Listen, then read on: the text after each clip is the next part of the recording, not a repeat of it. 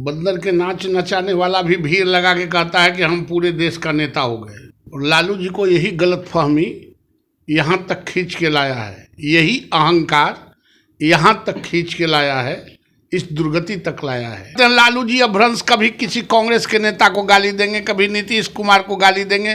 वो अपमानित करके ही मीडिया में बने रहने चाहते हैं, इसीलिए उनका परिवार भी बिखर गया।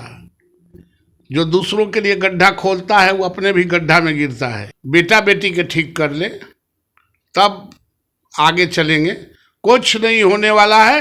नमस्कार, आप देख रहे हैं लाइव सिटीज। मैं हूं आपके साथ शिवम। बिहार विधानसभा के 2 सीटों पर उपचुनाव हैं। ऐसे में चुनाव प्रचार अब थम चुका है। राजद सुप्रीमो लालू प्रसाद यादव ने भी 6 सालों बाद कल चुनाव प्रचार किया और पटना लौटते ही उन्होंने मीडिया कर्मियों से कह दिया कि नीतीश कुमार को हमने ताकत दिखा दी ना, कि वो कहाँ हैं हम कहाँ हैं। ऐसे में हमारे साथ बीजेपी के एमएलसी नवल किशोर यादव हैं, हम उनसे बात करेंगे। लालू यादव पटना पहुँचते ही बोले कि नीतीश कुमार को ताकत दिखा दी है ना, हम कहाँ हैं वो कहाँ हैं। वो रिजल्टों आएगा तब ताकतवा बुझा जाएगा। बंदर के नाच नचाने वाला भी भीड़ लगा के कहता है कि हम पूरे देश का नेता हो गए। भीड़ और वोट में बहुत फर्क है।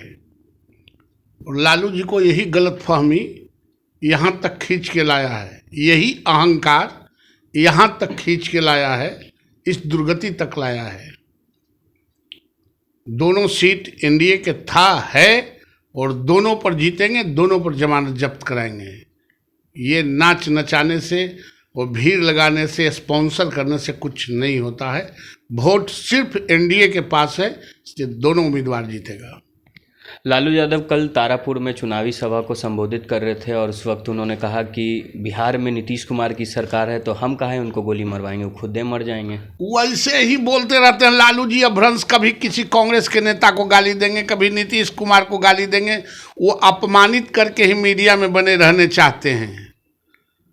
लालू जी की आदत है, इसीलिए उनका परिवार भी बिखर गया।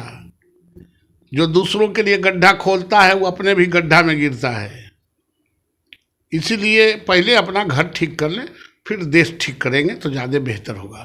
क्या लगता है, पर राजद के नेता जो हैं लगातार कह रहे हैं कि लालू जी बिहार आ गए हैं, अब खेला होगा 2 नवंबर को, जब परिणाम आएंगे उसके बाद बिहार में हमारी सरकार बनेगी। सरकार बनेगी, मुँह मूटे है लोड़ा हो गया, सरकार बनेगी। अब सरकार के लिए मुंह में पानी टपकाते रहें, लाट टपकाते रहें। अब पहले घर ठीक कर ले, तब ज़्यादा बेहतर होगा। बेटा बेटी के ठीक कर ले, तब आगे चलेंगे, कुछ नहीं होने वाला है। इसी तरह करके ये हवा पानी दे के आँख में धूल झोंकना चाहते हैं। इन लोगों की कोई हैसियत नहीं रह गया राजनीति में। एक सवाल है कि अभी कुछ देर पहले तेजस्वी यादव प्रेस कॉन्फ्रेंस की है और उन्होंने कहा है कि सरकार की नीतियों पर उन्होंने सवाल उठाया है और कहा है कि ये बिहार पुलिस जो है वो जेडीयू की कार्यकर्ता है, ऐसे में केंद्रीय सुरक्षा बल के द्वारा चुनाव कराया जाए। उनको, इन लोगों को किसी पर विश्वास नहीं है। जिस आदमी को अपने पिताजी पर विश्वास नहीं, अपने भाई पर विश्वास नहीं, अपने माई पर विश्वास नहीं, अपने बहन पर विश्वास नहीं, उसको बिहार सरकार के पुलिस पर क्या विश्वास होगा। सरकार नीतीश कुमार का है तो पुलिस उनका हो जाएगा। उनसे पूछ लेते हैं, नाम दे दें कि किसको किसको भेज दें, तभी चुनाव होगा। होश में रह के बात करना चाहिए। इसका मतलब हार स्वीकार कर लिया। जो प्रशासन है वो प्रशासन ही ना हैंडल करेगा। केंद्र सरकार में उनका धोखड़ी में का पुलिसवा है, वो केंद्र सरकार के पुलिसवा नरेंद्र मोदी का है।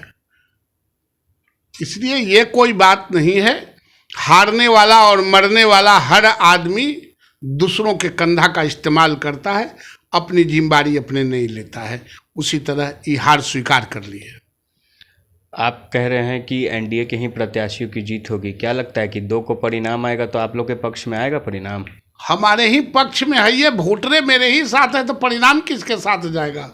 मेरा था, है और रहेगा। तो ये थे हमारे साथ बीजेपी के एमएलसी नवल किशोर यादव, जिनका साफ तौर पे कहना है कि एनडीए की ही वो सीट थी और आगे भी एनडीए की सीट रहेगी। अब तो ये तो आने वाले 2 नवंबर को ही पता चल पाएगा कि जब परिणाम आते हैं तो किसके भाग में कुशेश्वर स्थान और तारापुर की सीट जाती है। बहरहाल अब बने रहे हमारे साथ। अगर आपने हमारे चैनल को सब्सक्राइब नहीं किया है तो जल्द से जल्द सब्सक्राइब कर ले। धन्यवाद।